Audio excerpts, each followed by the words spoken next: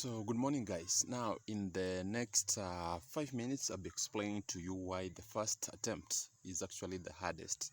So, most of the businesses, actually, in 99% of the businesses that start, guys, um, for the first attempt, guys, they end up not actually succeeding.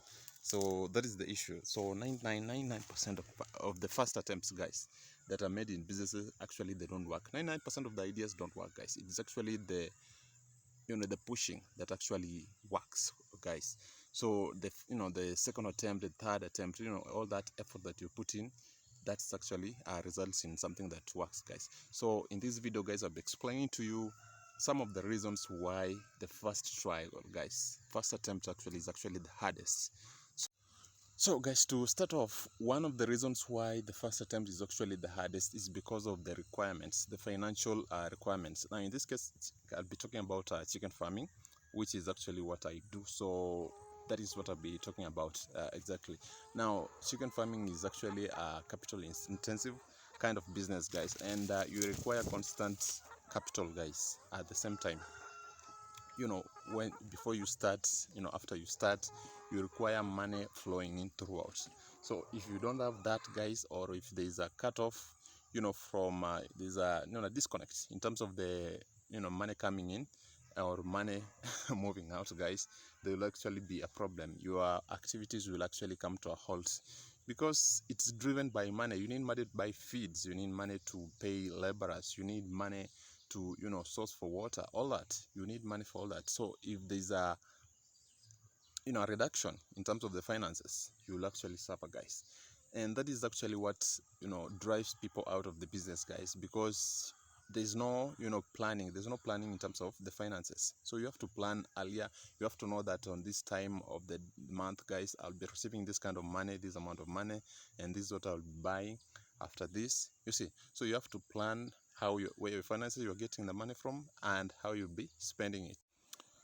Now, the second reason, guys, why the first attempt is actually the hardest, guys, and will actually determine whether you survive or you succeed or not, is actually to do the problems. The problems is the diseases, guys. For instance, here on the farm, we experience a lot of diseases, guys, in terms of there's so many diseases that if I don't vaccinate against, and this is what will actually kills the business, guys. If I don't know the disease, I don't know how to go about it. I've seen I'm in various groups on Facebook where I see people posting pictures of the chickens, with swollen eyes, swollen heads, and I'm like, I think this guy is actually the first time he's doing this, because I know if that guy had gone through that, for the first or the second time, you will know that how to treat that disease. But if you don't, it's actually your first time, you have no idea how to treat that disease. And the medicine to that disease may be so simple. It's actually available in the nearest agrovet. But because of lack of that experience, guys, you actually end up losing those chickens. So it is their first attempt. It's actually the hardest, guys. You don't have the knowledge, guys, and this disease will bring you down if you don't have that particular knowledge and experience, guys.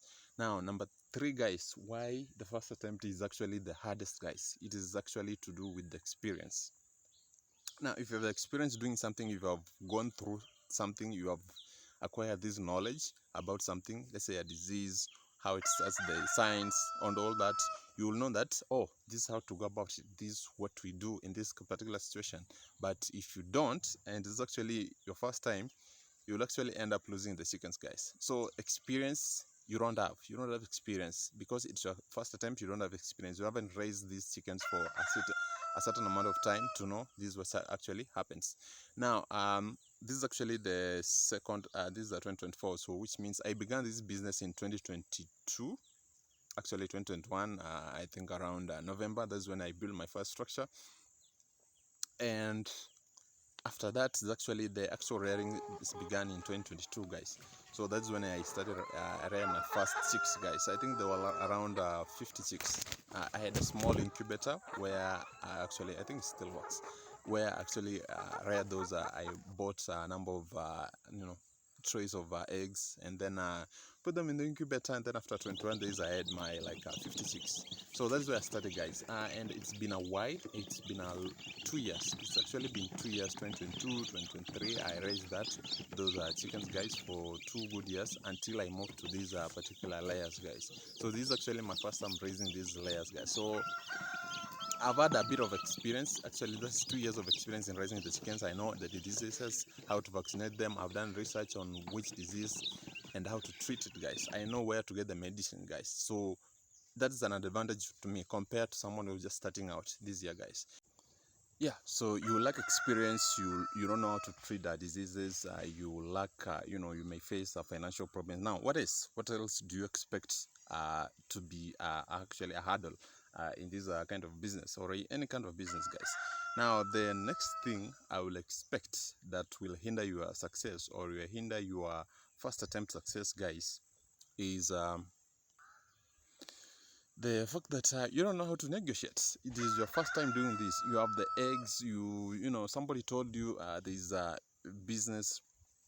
Rather, chicken farming is very lucrative. People are making hundreds of thousands of shillings or millions in this business. And then you went ahead, got a loan somewhere. You bought 5,000 or 1,000 or 10,000 chicks. You build your structure quickly because at the end of this, you did your math. You knew at the end of this time or 6 months I would be making this kind of money. But what you don't know is that you have never sold any eggs before. It is actually your first time you're doing this. You've never sold any eggs before. You don't know any places in particular where they take eggs in large quantities. You don't know how open the market is to you because you've been an employee all this time. You don't know that. You don't have all that information, guys.